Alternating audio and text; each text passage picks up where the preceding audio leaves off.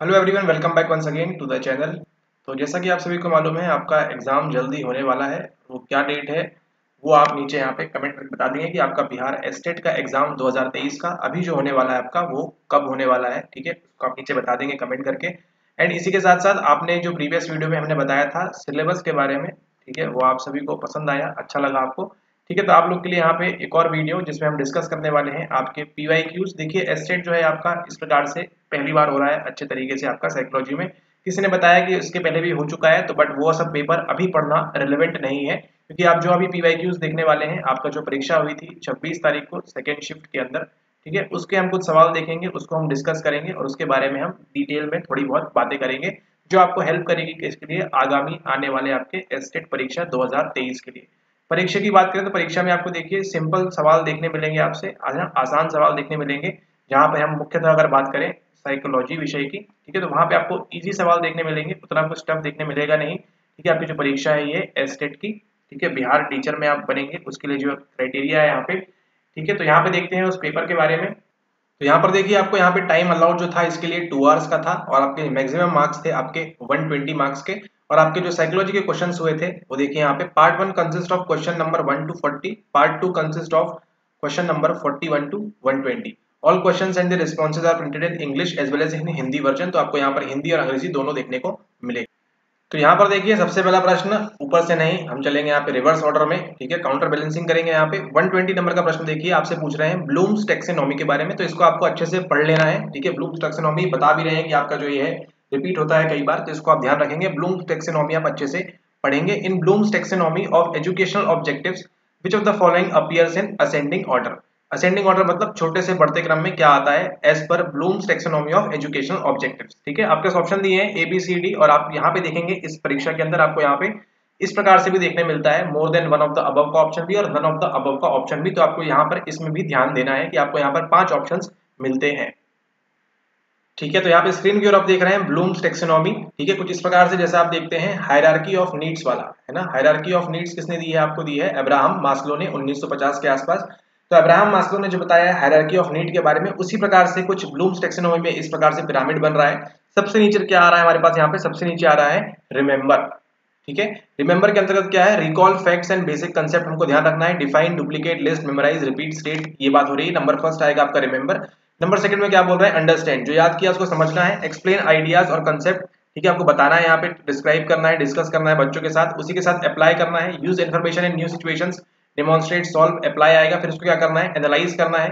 Draw connections among ideas, उसके बाद आपको इवेल्युएट करना है। Justify standard decision, apprise, argue, defend, जज, ये सब चीजें करनी है। और उसके साथ आपको क्रिएट पे भी ध्यान देना है सबसे एंड स्टेज पे। ठीक है, तो सबसे पहले क्या आएगा? रिमेंबर। सेकंड आपका अंडरस्टैंड, फिर आएगा आपका अप्लाई, एनालाइज, इसको आप ऐसे बना सकते हैं RUAAEC, रूएक, ठीक है, रूहैक, रुआज, ठीक है, रूएक, ठीक है, इसको आप ऐसे याद रख सकते हैं। Remember, understand, apply, analyse, evaluate and फिर क्रिएट, ये बताया है ब्लूम्स टैक्सोनॉमी के अंतर्गत। चलिए यहाँ पे आ जाइए सवाल के ऊपर, प्रश्न number 120। In Bloom's taxonomy of educational objectives, क्या था हमारा कोड? हमारा कोड क्या था? RUAAEC, है ना। इसको याद रखें आप, हमेशा काम आएगा आपको ब्लूम्स टैक्सोनॉमी में। इस प्रकार से कुछ प्रश्न पूछता है, remember, understand, apply, analyse, evaluate and create. ये ना, ये जो निमोनिक है इसको आप याद रखें। Remember, understand, apply and analyse, यही आपका करेक्ट आंसर है यहाँ पर। ठीक है, यहाँ पे क्या बोल रहे हैं? ब्लूम के शैक्षणिक उद्देश्यों के वर्गीकरण में निम्नलिखित में से कौन सा बढ़ते हुए क्रम को दर्शाता है? ठीक है, तो आपने अगर RUAAEC को याद कर लिया तो ये आपका बढ़ता हुआ क्रम बता देगा, और इसी को रिवर्स ऑर्डर में हो सकता है पूछ ले आपसे, है ना, द्वितीय क्रम में बताइए, तो इस ऑर्डर में आ जाएगा। याद करना, समझना, अनुप्रयोग करना और फिर विश्लेषण करना। चलिए यहाँ पर देखिए अगला सवाल। रीमा ने अपने सप्ताहांत के कार्य करने के लिए एक सूची लिखकर तैयार की कि मैं ये काम करने वाली हूँ, लेकिन संयोगवश वह अपनी पहली गतिविधि के लिए बाहर जाते समय इसे घर पर छोड़ गई। ठीक है, मतलब चली तो गई लेकिन जो पर्ची थी वो घर पर छूट गई।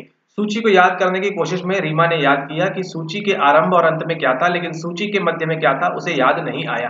निम्नलिखित में से एक इसका उदाहरण है। बड़ा ही आसान सा इजी सवाल है, और ये सेम एग्जाम्पल हमने लेक्चर के अंदर भी करवाया है, बताया है, जो भी देख रहे हैं पहले से। ठीक है, उनको मालूम है यहाँ पे कि किस प्रकार से हमने बताया था। इसी को हम क्या बोलते हैं? इसी को बोलते हैं हम सीरियल पोजीशन इफेक्ट। ठीक है, यानी कि आपका ऑप्शन नंबर सी, क्रमिक स्थिति प्रभाव, यही होता है। इसके अंदर क्या होता है? देखिए दो चीजें होती है क्रमिक स्थिति प्रभाव के अंदर। आपके दो इफेक्ट आते हैं। एक आता है आपका प्रीमेसी इफेक्ट, नवीनता, सॉरी यहाँ पे आपका प्रमुख प्रभाव आता है आपका प्रिमेसी इफेक्ट, जिसको हम बोलते हैं प्रधानता प्रभाव भी बोलते हैं या इसको प्रमुखता प्रभाव भी बोलते हैं। और दूसरा हमारे पास क्या होता है, दूसरा हमारे पास होता है रीसेंसी इफेक्ट, यानी कि नवीनता प्रभाव। जो चीज आप पहले लिख लिया है वो आपको याद रहेगी, जो चीज आपको लास्ट में है वो याद रहेगा, लेकिन आपको बीच का जो है यहाँ पे आपके सामने से गायब रहेगा। इसी को हम क्या बोलते हैं, इसी को बोलते हैं ऑप्शन नंबर सी क्रमिक स्थिति प्रभाव। ठीक है, Reema had written a list to do her weekend work but incidentally left it at home while going out for the first activity। Answer क्या है इसका, आपका सीरियल पोजीशन इफेक्ट। ना ही ये एनकोडिंग स्पेसिफिसिटी इफेक्ट है, ना ही ये फ्लैशबल्ब मेमोरी है। फ्लैशबल्ब मेमोरी के अंदर क्या होता है, आपको एकदम से बल्ब की तरह आपकी जो है मेमोरी जलती है। 26/11 में क्या हुआ था, है ना, वर्ल्ड ट्रेड सेंटर में क्या हुआ था जब एरोप्लेन क्रैश हुआ था, कोविड के दौरान क्या हुआ था, ठीक है, तो वो सब चीजें कहाँ पे आएंगी, आपके फ्लैशबल्ब मेमोरी के अंदर आएंगी, एकदम से आपको याद आता है, आपको उसको याद करने की सोचने की भी जरूरत नहीं पड़ती है। ठीक है, अगर ये पूछा जाए कि 6वीं कक्षा में आपने दूसरी कहानी कौन सी पढ़ी थी या दूसरी पोयम कौन सी पढ़ी थी, वो आपको याद करना पड़ जाएगा। लेकिन वही पूछा जाए कि आप जो है टीचर्स डे में आपने कौन सी साड़ी पहनी थी या कौन सा आपने ड्रेस पहना था या कौन से कोट पहना था, वो आपको तुरंत याद आ जाएगा। क्यों, रीजन क्या है उसका, फ्लैशबल्ब मेमोरी। इसी के साथ यहाँ पे एनकोडिंग स्पेसिफिसिटी इफेक्ट की बात हो रही है कि किस सिचुएशन में चीजें एनकोड हो रही हैं, वो वहां पे उस प्रभाव की बात हम करते हैं। अब देखिए अगला सवाल, पता नहीं ऐसे सवाल क्यों देते हैं। The factors that influence social behaviour and thoughts in certain ways are called. ऐसे कारक बताना है आपको जो क्या करते हैं, आपका सोशल बिहेवियर या थॉट को प्रभावित करते हैं। ठीक है, इंडिपेंडेंट वेरिएबल दिया हुआ है, confounding, dependent, more than one of the above, none of the above. क्या होगा इसका answer, none of the above. अब देखिए प्रश्न में बात हो रही है सोशल बिहेवियर की, थॉट की, विचारों की बात हो रही है, और यहाँ पे ऑप्शंस में देखिए क्या दिया है, पूरा रिसर्च का भाग यहाँ पर दिया हुआ है। ठीक है, तो ऑप्शन कुछ भी नहीं है, क्या मार्क करेंगे आप, नन ऑफ द अबव। आपको इस परीक्षा में ये भी ध्यान रखना है कि नन ऑफ द अबव वाले आंसर्स भी होते हैं। ठीक है, कुछ निश्चित मामलों में सामाजिक व्यवहार और विचारों को प्रभावित करने वाले कारकों को कहा जाता है, कुछ नहीं कहा जाता है, उपर्युक्त में से कोई नहीं। अब यहाँ पर देखिए अगला सवाल दे रहे हैं आपको लीडरशिप के बारे में, पर्सनल रिस्क लेगा, एनवायरमेंटल सेंसिटिविटी वाला, सेंसिटिविटी टू फॉलोअर नीड्स, या फिर अनकन्वेंशनल बिहेवियर वाला। तो यहाँ पे सिंपली क्या करना है आपको, सिंपली यहाँ पर मैचिंग करनी है। पर्सनल रिस्क की बात करें, यहाँ देखिए willing to take on high personal risk, incur high cost and engage in self sacrifice to achieve the vision. Vision को अचीव करने के लिए हाई पर्सनल रिस्क लेंगे, है ना, हाइयर कॉस्ट लग जाएगा, है ना, सेल्फ सेक्रीफाइस भी करेंगे, खुद की नींद हराम करके, खुद को वो सब करके यहाँ पे क्या करेंगे, रिस्क लेंगे, वो आएगा किसके अंतर्गत, आपके पर्सनल रिस्क के अंतर्गत। ठीक है, आगे देखिए एनवायरमेंटल सेंसिटिविटी में दिया हुआ है यहाँ पर, able to make a realistic assessment of the environmental constraint and resources needed to bring about the change. ठीक है, तो बी के साथ आपका जाएगा 3, ए के साथ जाएगा आपका 2। अब यहाँ पे देखिए क्या बोल रहे हैं कि आपको अनकन्वेंशनल बिहेवियर और सेंसिटिविटी टू फॉलोअर नीड्स। ठीक है, उनके जो फॉलोअर्स हैं, जो लीडर है, उनके जो जरूरतें हैं अपने फॉलोअर्स की, उनको प्रूव करने के लिए perceptive of others abilities and responsive to their needs and feelings, ये आएगा आपका यहाँ पर। अनकन्वेंशनल बिहेवियर में क्या जाएगा, engage in behaviours that are perceived as novel and counter to norms. ठीक है, मानक से विचलित होकर भी कुछ इस प्रकार के वो फैसले या चीजें करेंगे। ठीक है, तो इस प्रकार से अगर मैच द फॉलोइंग आता है तो आपका जो यहाँ पे काम आसान हो जाता है। व्यक्तिगत जोखिम, परिवेशगत संवेदनशीलता, अनुयायियों की आवश्यकताओं के प्रति संवेदनशीलता और अपरंपरागत व्यवहार। अपरंपरागत व्यवहार कौन करेगा, ऐसे व्यवहार में संलग्न करता है, ऐसे व्यवहार में संलग्न करता है जो नए हो और मानक के विरोधी हो। ठीक है, अनकन्वेंशनल बिहेवियर, जिसकी उम्मीद नहीं थी उस प्रकार से बिहेवियर, किसी को नहीं मालूम था डीमोनेटाइजेशन हो जाएगा, नोटबंदी हो जाएगी, लेकिन हो गई, है ना। अपरंपरागत व्यवहार हमको यहाँ पर देखने को मिला। इसके बाद करें अनुयायियों की आवश्यकताओं के प्रति संवेदनशीलता, अन्य लोगों की योग्यताओं के प्रति अनुभूति प्रवण और उनकी आवश्यकताओं तथा अनुभूतियों के प्रति प्रत्युत्तरकारी होना। ठीक है, तो ये सब चीजें आएंगी इसके अंदर। ये आपको व्यक्तिगत जोखिम मालूम है, लक्ष्य हासिल करने के लिए भारी व्यक्तिगत जोखिम उठाने, भारी कीमत चुकाने और आत्मत्याग के लिए तैयार रहना। ठीक है, तो व्यक्तिगत जोखिम में आएगा और बी के साथ जाएगा आपका यहाँ पर ऑप्शन नंबर 3। ठीक है, तो ये हो गया आपका करेक्ट आंसर। करेक्ट आंसर में आपको दिख रहा है 2, 3, यहाँ पर 4, 1। ठीक है, डी के साथ 1 जा रहा है, यहाँ पे डी के साथ 1 देखिए 2 ऑप्शन में है, एंड ए के साथ आपको, बी के साथ आपको मालूम है कि बी के साथ क्या जाएगा, यहाँ पर बी के साथ आपका 3 जाएगा, क्योंकि हम बात कर रहे हैं व्यक्तिगत जोखिम के बारे में। ऑप्शन नंबर ए यहाँ पे करेक्ट आंसर होता है। अगला सवाल देखिए, according to dash theory thoughts and feelings change because people are motivated to justify emotions that would otherwise seem hypothetical, this theory was proposed by. बताया हुआ है ये वाला कि आपका कौन सा है, ये आपका कॉग्निटिव डिसोनेंस थ्योरी है। किसने दी आपको, लियोन फेस्टिंगर ने 1957 के अंदर। ठीक है, बैरन की कहां से आ गई है, बैरन की नहीं है, लियोन फेस्टिंगर की आपकी cognitive dissonance. According to cognitive dissonance theory thoughts and feelings change because people are motivated to justify emotions that would otherwise seem hypothetical. थोड़ा सा यहाँ पे और वो बिहेवियर वगैरह की बात करते हैं तो थोड़ा सा प्रश्न और सही लगता पढ़ने में, लेकिन ठीक है, फिर भी इसके अलावा कोई ऑप्शन आपको से अच्छा मिला नहीं यहाँ पे, तो कॉग्निटिव डिसोनेंस की बात होती है यहाँ पर, इसको आप ध्यान रखेंगे। खालिस्तान सिद्धांत के अनुसार विचारों और भावों में बदलाव का कारण यह है कि लोग ऐसे भावों को उचित सिद्ध करने की ओर प्रेरित हुए हैं जो अन्यथा परिकल्पित प्रतीत होते हैं। इस सिद्धांत को क्या बोलते हैं हम? संज्ञानात्मक विसंवादिता, और फेस्टिंगर के द्वारा ये दी गई थी। यहाँ पर देखिए पूछ रहे हैं आपसे स्पीड एंड पावर टेस्ट के बारे में। ठीक है, परीक्षण दो प्रकार के होते हैं आपके, स्पीड और पावर टेस्ट वाले। Can not be differentiated on the basis of, उनका हम किस प्रकार से नहीं कर सकते? Time limit, verbal content, non verbal content या फिर डिफिकल्टी लेवल। इसमें आप यहाँ पर देखिए गति या रफ्तार, ये आपका स्पीड है, और शक्ति का परीक्षण निम्नलिखित के आधार पर विभेदित नहीं किया जा सकता है। किसके आधार पर नहीं कर सकते? समय सीमा बता सकते हैं, कितने समय में करना है, वो आपको डिफरेंशिएट कर देगा कि कौन सा आपका स्पीड टेस्ट है, कौन सा पावर टेस्ट है। कठिनाई का स्तर भी यहाँ पर कर सकता है, लेकिन आपके मौखिक विषय वस्तु वर्बल और नॉन वर्बल चीजें बता नहीं पाएंगे कि आप जो है स्पीड टेस्ट या कौन सा टेस्ट कर रहे हैं। तो यहाँ पे राइट आंसर क्या होगा आपका? Option number 2 and 3। ठीक है, 2 एंड 3 आपका यहाँ पे करेक्ट आंसर होगा इसके अंतर्गत। अगला सवाल यहाँ पे लोकल चिकित्सा विकसित करने का श्रेय निम्नलिखित में से किसे दिया जाता है? Fritz Perls, Eric Berne, Victor Frankl, उपयुक्त में से एक से अधिक, उपयुक्त में से कोई नहीं। ये भी नहीं है, ये भी नहीं है, ये भी नहीं है। इनका तो टीए था विसंगतता वाला, ठीक है, ट्रांजैक्शनल एनालिसिस। वहां पे फ्रिट्ज पर्ल्स का भी नहीं है। यहाँ पे किसका है? Option number C, Victor Frankl, है ना। विक्टर फ्रैंक ने बताया है किसके बारे में? आपकी लोगोथेरेपी के बारे में। अगला सवाल यहाँ पे प्रश्न क्रमांक 113, memory can be distorted by being influenced by the individual's expectations rather than what has actually happened. This is termed as mood dependent memory, mood congruence effect, flashbulb memory, more than one of the above, या फिर none of the above। यहाँ पर देखिए स्मृति बजाय उसके जो वास्तव में घटित हुआ है व्यक्ति की प्रत्याशाओं से प्रभावित होकर विकृत हो जाती है ना, अपनी एक्सपेक्टेंसी के आधार पर वो विकृत हो जाती है। इसे क्या बोलते हैं? इसे ना ही हम मनोदशा आश्रित बोलते हैं, ना ही इसे मनोदशा सामंजस्य प्रभाव कॉन्ग्रुएंस भी नहीं बोलते। क्षणदीप स्मृति तो नहीं है, अभी आपको बताया था क्या होती है। उपयुक्त में से एक से अधिक सवाल ही पैदा नहीं होता। ये क्या जाएगा आपका आंसर यहाँ पर? उपयुक्त में से कोई नहीं। ठीक है, ऐसा कुछ नहीं होता है, इसको आप ध्यान रखें। उपयुक्त में से कोई नहीं इसका करेक्ट आंसर होगा। इसके बाद देखिए यहाँ पे बोल रहे हैं इस प्रकार के आपको आंसर देखने मिलेंगे इस एग्जाम के अंदर। ठीक है, जहां पे आपको 5 ऑप्शन मिल रहे हैं। निम्नलिखित में से कौन सा मानव रिफ्लेक्स एक्शन का उदाहरण नहीं है? ठीक है, not a human reflex action. Reflex क्या होता है? घुटना, नी जर्क रिफ्लेक्स, पलक झपकना, ब्लिंकिंग रिफ्लेक्स, टखना, एंकल जर्क रिफ्लेक्स। उपयुक्त में से एक से अधिक या उपयुक्त में से कोई नहीं। इसका आंसर क्या है? उपयुक्त में से कोई नहीं। ठीक है, कौन सा उदाहरण नहीं है पूछा है पूछा होता तो एबीसी हो जाते, ये अगर है पूछा होता तो ये हो जाता एक्चुअली में। ठीक है, तीनों ही है, तो यहाँ पे क्या आंसर है इसका? उपयुक्त में से कोई नहीं।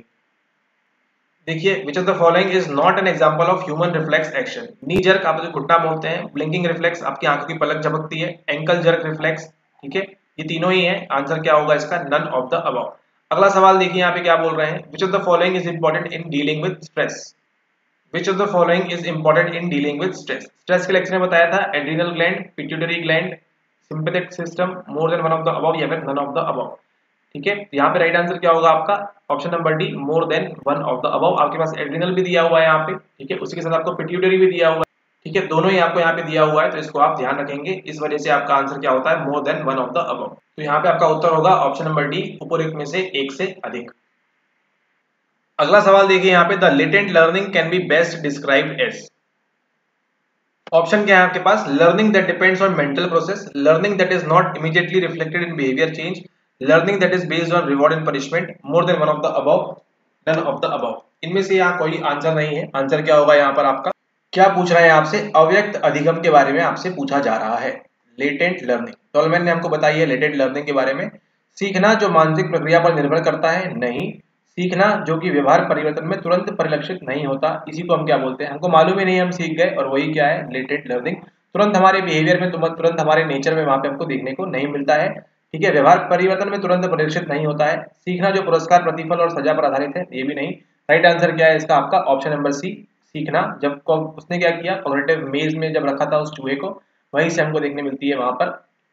ठीक है, ओके। अब देखते हैं अगला सवाल, प्रश्न क्रमांक 109। देखिए कितना अच्छा सवाल पूछा है यहाँ से आपसे, डीप नॉलेज पूछी है आपसे इस सवाल में भी। इसके पहले जो आपका था स्ट्रेस वाला सवाल, उसमें भी आपसे डीप में पूछा गया है। ठीक है, अगर आप केवल पढ़ेंगे एड्रिनल ग्लैंड तो उसको आप मार्क कर देंगे, वहां गलत हो जाएगा आपका।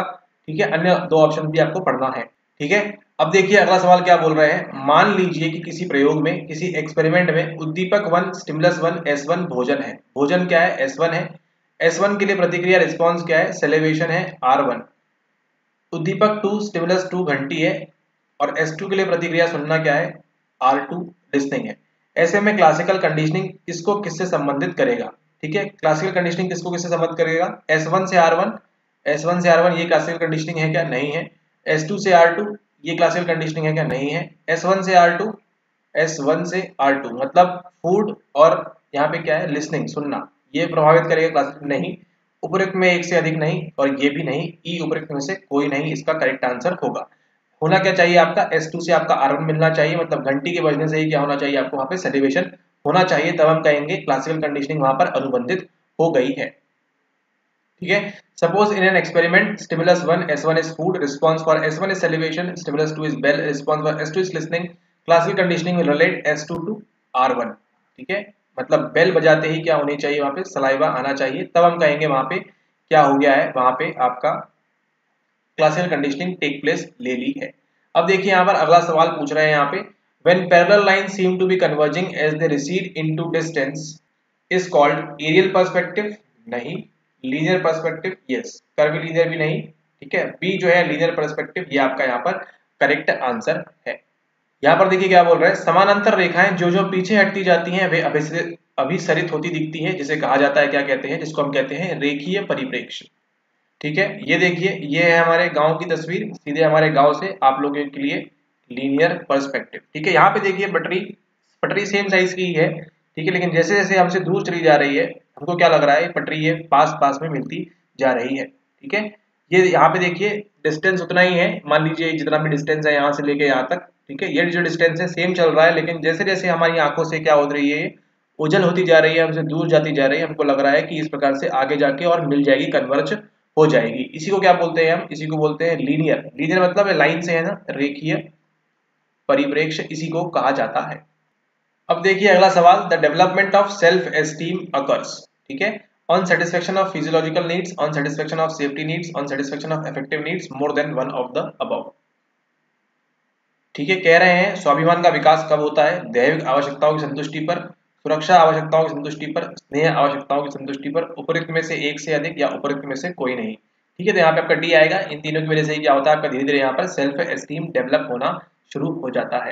ठीक है, जब हम खुद के बारे में अच्छा फील करना स्टार्ट कर देंगे तो हमारा जो है स्वाभिमान का विकास और भी अच्छे तरीके से होना शुरू हो जाएगा। अगला सवाल है प्रश्न क्रमांक 106, और बड़ा ही बेसिक सा सवाल है यहाँ पे आपका 106 नंबर का, इसमें आपको प्लस आराम से मिलना चाहिए। निम्नलिखित में से कौन सा सही ढंग से व्यवस्थित है, कूट संकेतन पुनः प्राप्ति भंडारण, कूट संकेतन भंडारण पुनः प्राप्ति। सबसे पहले ये होता है, आपको स्टेज बताई है ESR, एनकोडिंग, स्टोरेज, और फिर क्या होगा उसका रिट्रीवल होगा। यहाँ पर देखिए विच of the following is correctly arranged, encoding, storage और रिट्रीवल, ESR, ये जो है इसका सही उत्तर होगा। अगला देखिए पूछ रहे हैं हाइपोथैलेमस के बारे में, बेसिक सा सवाल है, helpful in sleep, helpful in thirst and hunger, involve with body temperature, ठीक है, more than one of the above. इसका आंसर क्या होगा आपका, ऑप्शन नंबर डी होगा। आपके hypothalamus is helpful in sleep, helpful in thirst and hunger इसमें काम करता है, इन्वॉल्व विद बॉडी टेम्परेचर ये भी काम करता है, तो आपको क्या मिल गया आंसर यहाँ पर, मोर than one of the above. बोल रहे हैं हाइपोथैलेमस उपयोगी है, संबंधित है निद्रा में, भूख एवं प्यास में, दैहिक तापमान से, उपरोक्त में से एक से अधिक। राइट आंसर क्या होगा आपका, ऑप्शन नंबर डी, उपरोक्त में से एक से अधिक। अगला सवाल है, जहां साक्षात्कारकर्ता साक्षात्कार की सामग्री को परिवर्तित नहीं कर सकता है, यानी कि इंटरव्यू में क्या क्या पूछने वाला है वो उसको क्या नहीं कर सकता, परिवर्तित नहीं कर सकता है, उसको क्या बोलते हैं, मानकीकृत साक्षात्कार, संरचित साक्षात्कार, असंरचित साक्षात्कार, उपरोक्त में से एक से अधिक, इनमें से कोई नहीं। राइट आंसर क्या होगा यहाँ पे, उपरोक्त में से एक से अधिक। क्यों, यहाँ पर देखिए मानकीकृत स्टैंडर्डाइज जो है उसमें कुछ चेंजेस नहीं कर सकता है, इंटरव्यू के क्वेश्चंस में या सामग्री में जो भी इसको करना है, और स्ट्रक्चर्ड में भी होता है कि पहले इंट्रोडक्शन पूछेंगे, फिर कहाँ काम करते थे, फिर इस प्रकार से लाइन से चीजें पूछना स्टार्ट करेंगे, तो ए और बी में बिल्कुल नहीं कर सकता। असंरचित में हो सकता है अपने मन से सामग्री चेंज कर ले, लेकिन आंसर क्या होगा इसका आपका, उपयुक्त में से एक से अधिक। ठीक है, where the interviewer can not change the material of interview, standardize, structured, more than one of the above, इसका करेक्ट आंसर होगा ऑप्शन नंबर डी। अनस्ट्रक्चर्ड में जो है आप वो थोड़ा बहुत चेंजेस कर सकता है। अगला सवाल है आपकी SDT से, 4 important elements in the theory of signal detection are. Signal detection में 4 चीजें इंपॉर्टेंट क्या होती हैं, ऑप्शन नंबर सी, हिट होता है, मिस होता है, करेक्ट रिजेक्शन या फिर फॉल्स अलार्म। यहाँ पर ठीक है, इसको आप ध्यान रखेंगे, hit, miss, correct rejection, false alarm, ये जरूरी होता है किसके अंदर, आपके थ्योरी ऑफ सिग्नल डिटेक्शन के अंतर्गत। सिग्नल का पता लगाने के सिद्धांत में 4 महत्वपूर्ण तत्व है। काश यहाँ पे सिग्नल डिटेक्शन भी लिख दिया होता, ठीक है। त्रुटि, हिट, ये सब नहीं है, हिट है, मिस है, सही अस्वीकृति है और झूठा अलार्म है, ये जो फॉल्स अलार्म बोल रहे हैं, ठीक है, फॉल्स अलार्म, ये चीजें सही हैं। ऑप्शन नंबर सी इसका करेक्ट आंसर होना चाहिए। यहाँ पर देखिए अगला सवाल, the maximum frequency of nerve impulse in human being is 800 पर सेकंड, 400 पर सेकंड, 600 पर second, more than one of the above या फिर नन ऑफ द अबव। ठीक है, तो यहाँ पे इसका आंसर क्या होगा? Option number E, none of the above. यहाँ पर देखिए इस प्रकार के सवाल देखने मिलेंगे आपको। अकॉर्डिंग टू फ्रॉइड, जो काफी रिपीट होते हैं, in which stage of development takes the Oedipus does the Oedipus complex takes place? Oral stage में, एनल स्टेज में, फेलिक स्टेज में, मोर देन तो हो नहीं सकता, ये दोनों तो ऑप्शन ही नहीं है। करेक्ट आंसर क्या है इसमें आपका? ऑप्शन नंबर सी, ये वाली स्टेज में जो है आपका यहाँ पर ओडिपस कॉम्प्लेक्स और इलेक्ट्रा कॉम्प्लेक्स अगर आपको पूछा जाए तो कौन सी स्टेज में होता है, अवस्था में होता है, वो होता है आपकी फेलिक स्टेज के अंतर्गत। अगला सवाल जो पूछ रहे हैं वो है आपसे, फ्रॉइड के अनुसार इडिपस कॉम्प्लेक्स विकास के किस चरण में होता है? वो होता है आपकी लिंग प्रधानावस्था अवस्था के अंतर्गत। अगला देखिए यहाँ पे क्या बोल रहे हैं, यहाँ पे देखिए आपको सेम यहाँ जमाने के लिए बोला है इस प्रकार से, मैक्लेलैंड के योगदान की सबसे अधिक भूमिका किसके अंतर्गत है? संबद्धता की आवश्यकता में, आक्रामकता अभिप्रेरणा में, उपलब्धि अभिप्रेरणा में, उपयुक्त में से एक से अधिक या उपयुक्त में से कोई भी नहीं। तो यहाँ पर आपका उत्तर क्या होगा? आपका ऑप्शन नंबर डी, उपयुक्त में से एक से अधिक। ठीक है, वहां पे हमको बताते हैं नीड आंख के बारे में, एन पावर के बारे में, ठीक है, और उपलब्धि अचीवमेंट के बारे में। ठीक है, तो ऑप्शन नंबर डी यहाँ पर करेक्ट आंसर हो जाता है। अगला सवाल देखिए, failure to develop consistent identity results in, किसमें करता है? ये आपके रोल कंफ्यूजन पैदा करता है। ठीक है, ना ही इन्फीरियरिटी है, जो स्टैग्नेशन है, more than one of the above भी है, नहीं है। आंसर क्या है इसका? आपका ऑप्शन नंबर बी, रोल। पूछ रहे हैं, सुसंगत पहचान विकसित करने में विफलता किसके परिणाम स्वरूप होती है? हीन भावना के थ्रू नहीं, निष्क्रियता के थ्रू नहीं, ये होती है आपकी भूमिका उलझन। आपको क्या होता है वहां पे? रोल कंफ्यूजन होता है। अगला सवाल देखते हैं, यहाँ पे क्या बोल रहे हैं, वो बोल रहे हैं कि थर्स्टन द्वारा निम्नलिखित में से किनका पता नहीं लगाया था? प्रेरण के बारे में, स्थानिक के बारे में, स्पाटियाल, प्रतीकात्मक और आपके शब्दार्थ विषय के बारे में, इनमें से किसका पता नहीं लगाया थर्स्टन ने? तो यहाँ पे आपके प्रतीकात्मक और शब्दार्थ विषय का यहाँ पे उन्होंने पता नहीं लगाया, 3 एंड 4 का। ऑप्शन नंबर बी यहाँ पे करेक्ट आंसर होगा, option number B, 3 and 4। Which of the following are not identified by Thurston? Induction यहाँ पे कॉम्प्रिहेंशन, रीजनिंग वाले से बात हो रही है, स्पाटियाल की बात की थी, सिंबॉलिक और सिमेंटिक की बात नहीं की। ठीक है, जो मेंटल एबिलिटीज थी, प्राइमरी वाली प्राथमिक उपचार थी, चीजें थी। 3rd एंड 4th इसका करेक्ट आंसर होगा ऑप्शन नंबर 98 नंबर सवाल का। अगला सवाल देखिए, विच of the following sequence is correct? ये है आपकी साइको सेक्सुअल डेवलपमेंट की अवस्थाएं, जिसका कोड क्या है? कोड है OAPLG। जहां कहीं भी आपको एक कोड मिल जाए आंसर मार्क कर दीजिएगा, OAPLG, ये हो गया आपका करेक्ट आंसर। निम्नलिखित में से कौन सा सही क्रम है? सबसे पहले आती है आपकी मुखी अवस्था, फिर आती है गुदी अवस्था, OA, फिर आती है आपकी लैंगिक अवस्था, L, फिर आती है शिश्नीय अवस्था, P, फिर आती है आपकी जननी अवस्था, जेनाइटल। ठीक है, ये आपका करेक्ट आंसर फ्रॉइड की ये है आपकी मनोलैंगिक अवस्थाएं के बारे में। और उसी में से आपको यहाँ पे देखने मिलता है लिंग प्रधानावस्था के अंदर आपका इडिपस कॉम्प्लेक्स, ठीक है, और आपका इलेक्ट्रा कॉम्प्लेक्स। ठीक है, तो इसी के साथ साथ वीडियो को विराम देते हैं। हम देख रहे हैं यहाँ पे बीपीएससी टीचर का पेपर आपके साइकोलॉजी का, जो आपको मदद करेगा, किसके लिए? आपको मदद करेगा आने वाले आगामी स्टेट एग्जामिनेशन के लिए, आपके पेपर 2 साइकोलॉजी के बारे में। तो इस वीडियो के लिए इतना ही। आशा करते हैं आपको वीडियो पसंद आया हो। पसंद आया हो तो आप लाइक कर दीजिएगा, शेयर कर दीजिएगा अपने फ्रेंड्स के साथ, एंड सब्सक्राइब भी कर दीजिएगा। और इसी के साथ साथ मिलेंगे आपसे आने वाले नवीन वीडियोस के अंतर्गत और कई सारी बातें करेंगे। आपको ये वीडियो काफी यूजफुल लगा होगा, कुछ नई चीजें आपको मालूम पड़ी होंगी, कुछ आपको निमोनिक्स बताए हैं, उनको भी आप ध्यान रखें। और इस प्रकार के अगर सवाल आपको देखने मिलते हैं तो आपको ध्यान देना है, ऑप्शन नंबर डी और ई भी अगर आपको दिखता है तो वहां पर भी आप अच्छे से ध्यान देंगे।